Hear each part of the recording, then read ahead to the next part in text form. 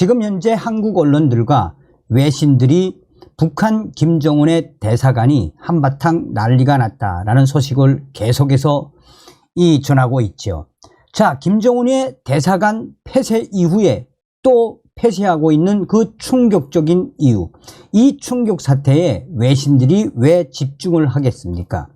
그만큼 트럼프 대통령 당시에 북괴 김정은에게 들어가는 달러를 막기 위한 미국의 대북 단독 제재가 얼마나 강력했습니까?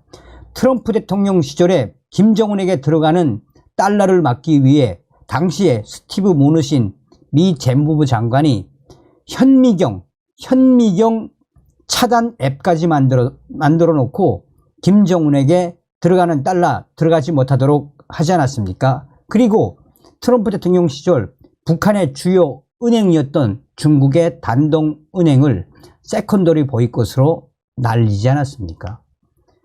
자, 지금 현재 김정은의 이 충격 사태에 외신들이 집중하는 것은 바로 무엇이겠습니까? 정성산TV 좋아요, 구독, 알림은 큰 힘이 되겠습니다. 최근 북한 김정은 정권이 아프리카와 홍콩 등에 위치한 공관을 또 폐쇄하고 있는 충격적인 상황들이 계속해서 터져나오고 있습니다. 앞으로 해외 북한 김정은의 대사관 폐쇄하는 대사관이 더 늘어날 것이다 라고 북한의 전 외교관이 지적을 했습니다. 지난 2019년 탈북해 한국으로 입국한 유현우 전 쿠웨이트 주재 북한 대사 대리는 현재 북한의 김정은이가 왜 이런 충격적인 사태를 만들었는지 소상하게 전했습니다. 이 북한 해외 공간의 폐쇄 및 철수는 이미 코로나 확산 이전에 결정됐던 사안이라고 밝혔습니다. 코로나 확산으로 해외 공간의 축소, 재편, 절차가 잠시 중단됐다가 최근 국경 개방 등 북한 당국의 방역 완화 조치 등으로 공관 폐쇄 절차가 재개됐을 것이라는 관측입니다. 유현우 전 쿠웨이트 대사 대리는 대북 제재의 여파가 2019년에 가시화됨에 따라 같은 해 7월경 일부 북한 대사관 등 해외 공관을 폐쇄하기 위한 움직임이 이미 있었다라고 그는 밝혔습니다. 유현우 전 쿠웨이트 주재 북한 대사 대리는 전반적인 북한의 재정 실태가 악화했기 때문에 대북 제재로 인한 재정 고갈로 외화를 보장할 수 없는 지경에 이르렀단 말입니다. 솔직히 그때 쿠웨이트 대사관도 없어지겠나 하면서 긴장했던 생각이 납니다 라고 말했습니다. 북한이 이 같은 충격적인 결정을 한 주요 원인은 유엔 등 국제사회의 대북 제재가 강화되고 아프리카 국가들이 이에 동참하면서 외화벌이에 장애가 발생했기 때문이라는 게 류 전 북한 대사의 설명입니다. 앞서 유엔 안전보장이사회는 지난 2016년 북한의 4차, 5차 핵실험을 계기로 2016년부터 2017년 말까지 안전보장이사회 결의를 연이어 채택, 대북 제재를 강화한 바 있습니다. 자, 아프리카 국가들이 2016년부터 북한 군 교관 및 의료 인력 파견의 중단, 불법 노동 행위 중단, 대북 제재에 따른 북한 노동자의 출국 등을 요청함에 따라 아프리카 주재 공관을 중심으로 폐쇄 수순을 밟고 있었다는 겁니다. 실제로 앙골라의 경우 지난 2017년 11월 북한의 건설사 만수대와 계약을 해지하고 소속 노동자들의 출국을 통보한 바 있습니다. 우간다도 지난 2017년 유엔 제재에 따라 북한이 파견한 군 교관들을 추방했습니다. 유현우 전 쿠웨이트 주재 북한 대리대사는 북한 김정은의 당 군수공업부 산하의 조선광업개발총회사라고 있습니다. 무기를 판매하는 회사인데 그 회사가 2016년에 나미비아에서 철수합니다. 그리고 우간다에서도 군 교관, 경찰 교관을 비롯한 인력들이 다 철수합니다. 또 앙골라에서도 위력의 의사나 간호원들이 많이 나가 있었는데 2016년에 다 철수합니다. 이어 유 전 대리대사는 과거 아프리카 남부 국가들의 경우 남아프리카 공화국 대사가 겸임해 업무를 수행한 바 있어 향후 아프리카 주재 북한 대사관들의 추가 폐쇄가 또 있을 수밖에 없다라고 덧붙였습니다. 그는 북한이 추가로 공관을 폐쇄할 가능성이 있는 국가로는 아프리카의 세네갈과 기니, 아시아의 네팔, 중동의 리비아와 알제리 등을 꼽았습니다. 한국의 통일부도 북한이 해외 공관을 철수하고 있는 이유에 대해 국제사회의 대북 제재로 분석했습니다.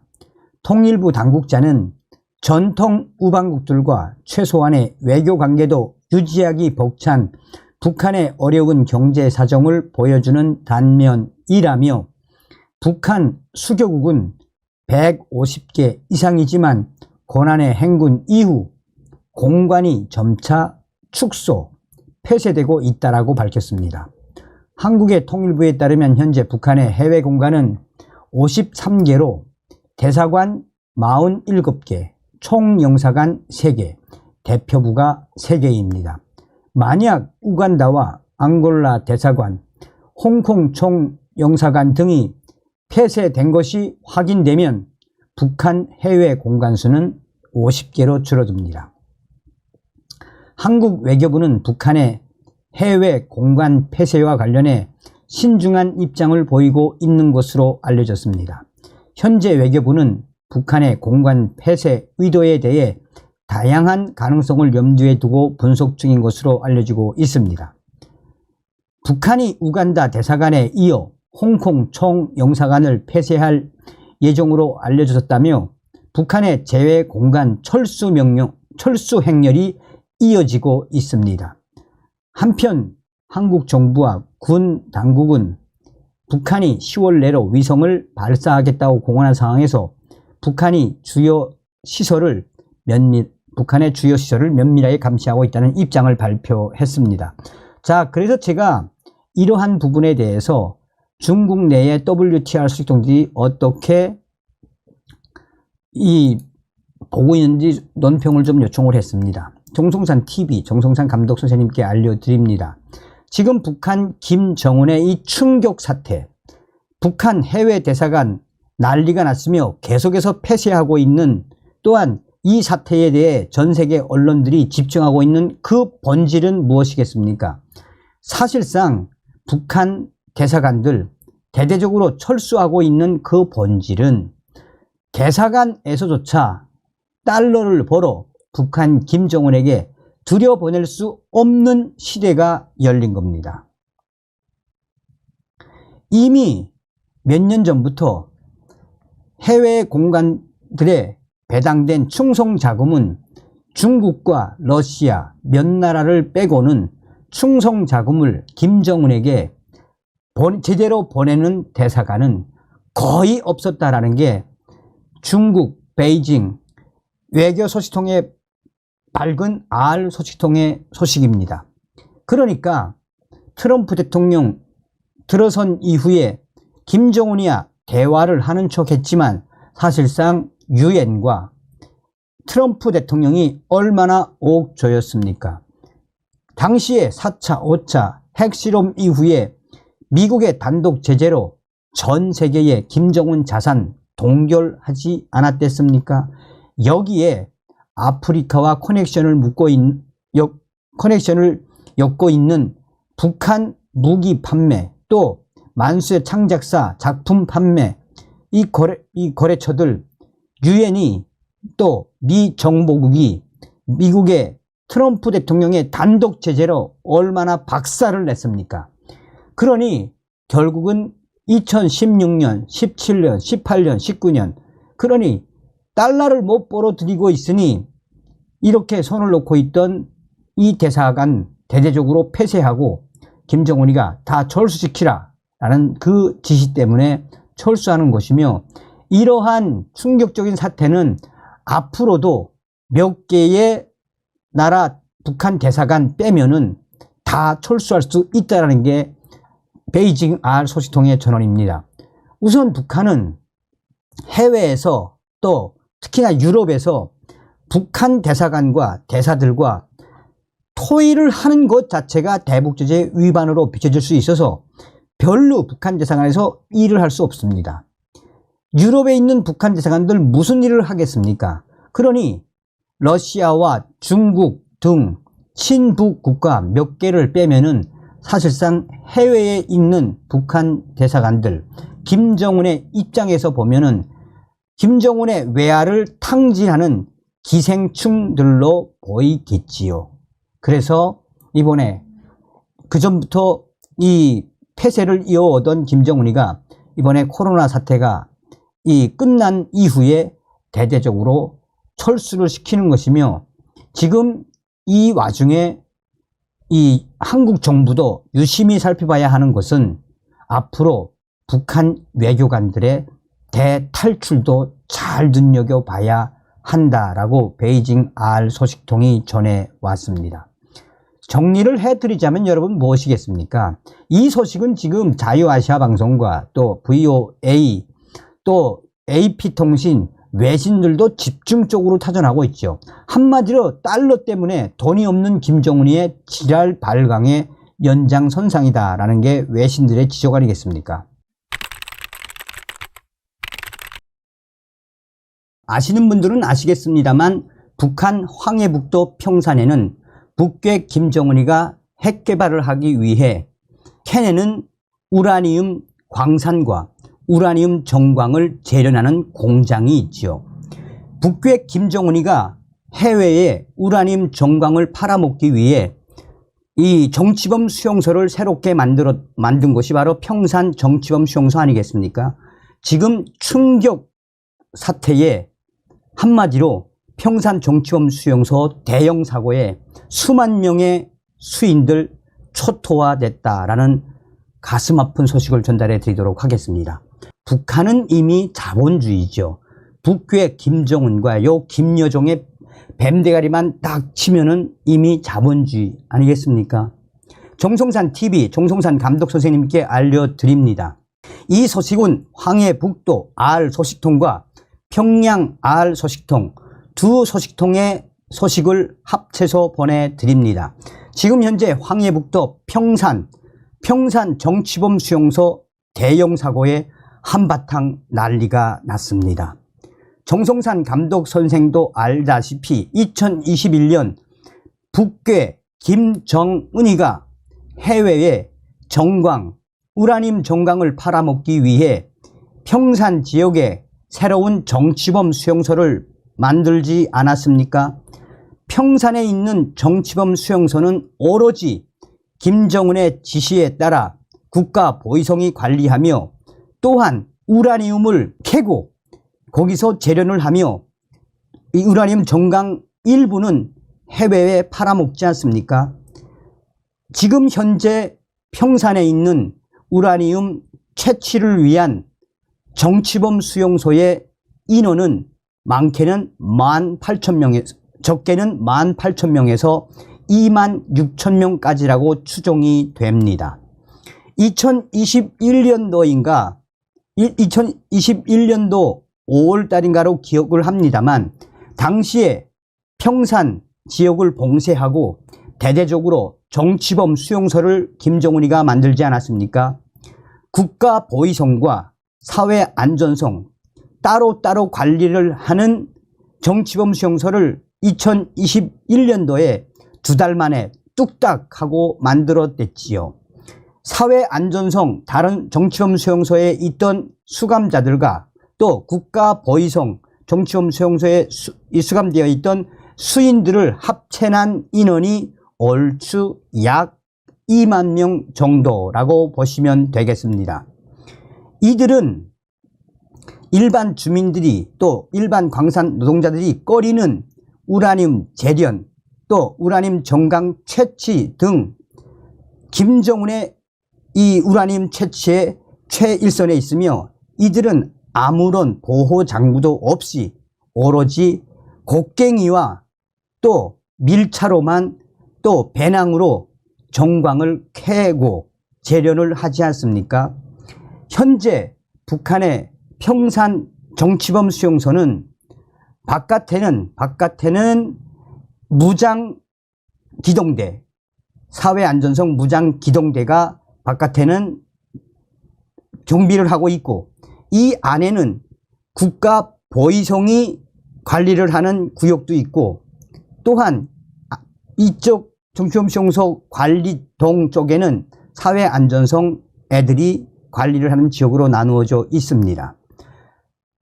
우리 평산 알소식통은 현재 북한 김정은의 지시에 의해 정치범 수용소 수인들이 캐내는 정광, 우라늄 정광들은 이란이나 시리아, 카타르, 이집트 등으로 수출되고 있다라고 전해왔습니다.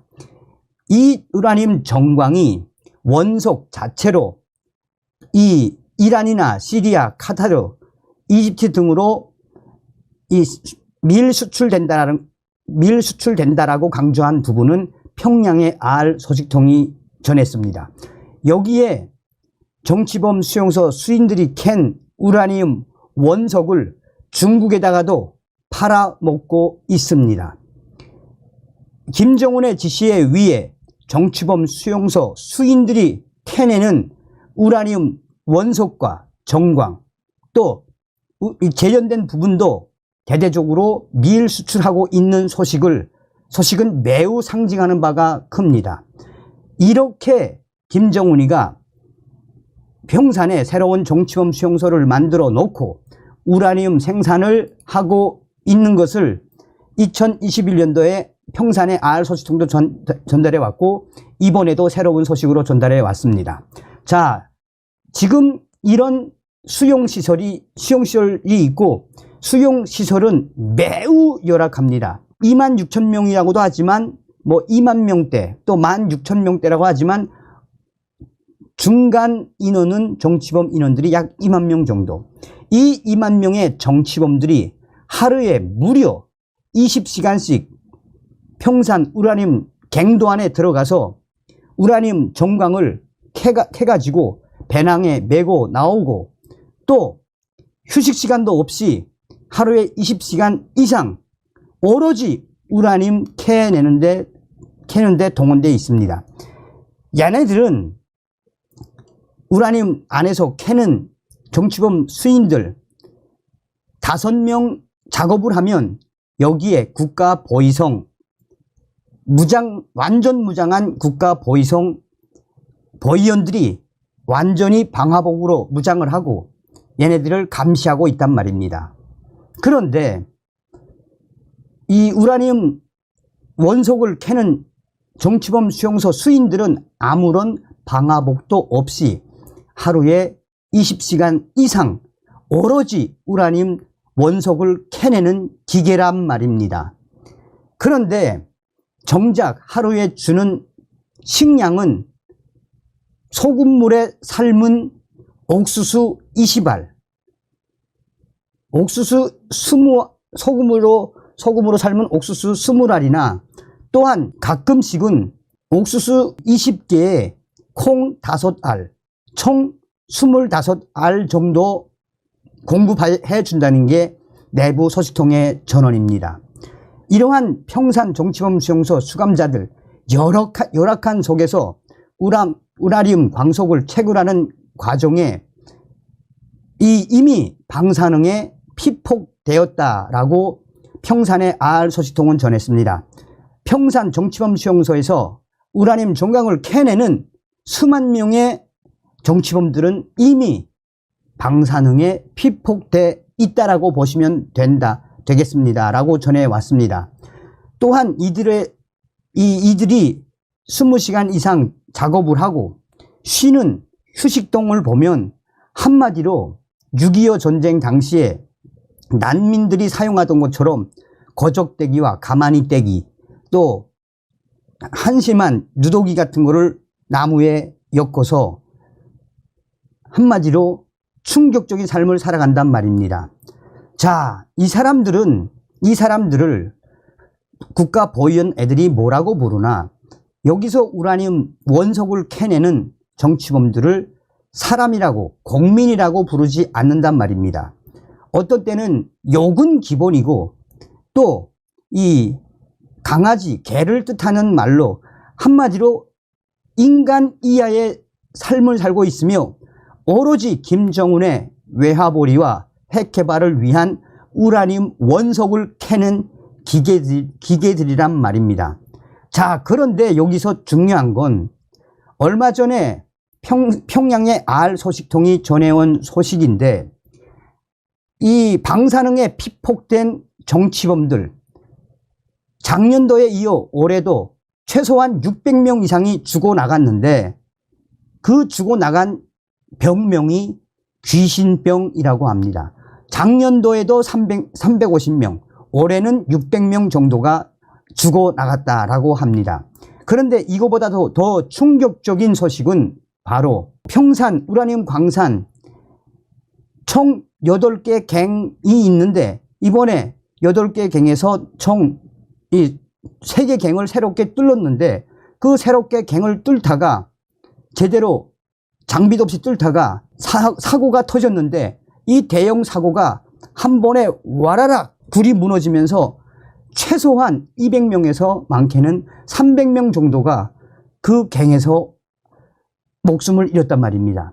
그런데 충격적인 것은 이 대형 사고가 터진 것이 밤 10시쯤인데, 이때 그 감시하던 보위원들이 급하게 상부에 보고를 하고 대책을 세우려고 했지만, 이미 국가보위성 산하에 있는 이 핵심 간부들이 너희들이 알아서 해라 라고 해서 평산 수용소에 있는 보위원들이 다급하게 움직였지만, 끝내 250명에서 약 300명 정도의 사람들은 한마디로 다 생을 포기하고 목숨을 잃었다라고 알 소식통이 전했습니다.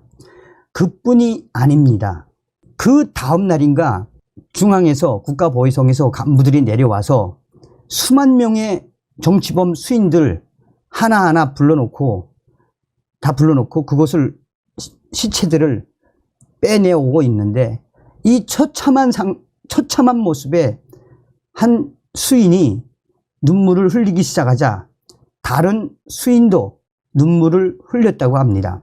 그래서 갑자기 10대 명의 정치범들이 통곡하듯이 눈물을 흘리자 선생님, 보위원들이 총을 꺼내면서 공포탄을 빵 쏘더니, 너희들 눈물 흘린 자들 다 나오라 하더니, 눈물 흘린 사람들이 나오니까 옆에 있던 보위원들 시켜가지고 몽둥이로 너희가 왜 울어?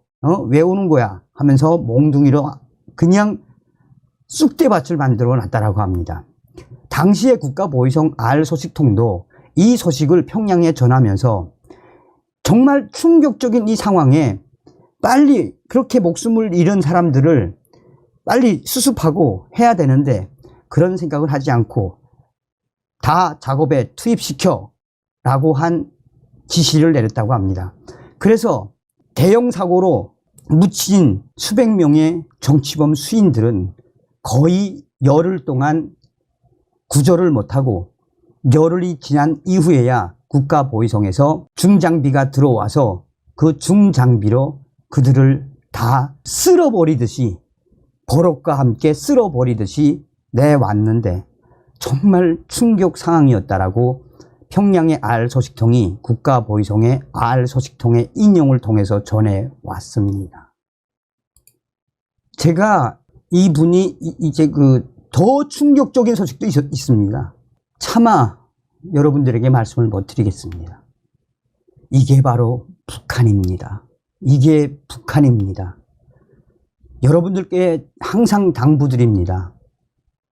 대한민국에서 태어나신 것을 감사하십시오.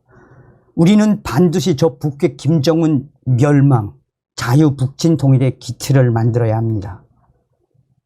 다음 시간에 뵙겠습니다. 멸공. 정성산 TV 좋아요, 구독, 알림은 큰 힘이 됩니다. 후원해주시는 모든 분들께 가열차게 멸공.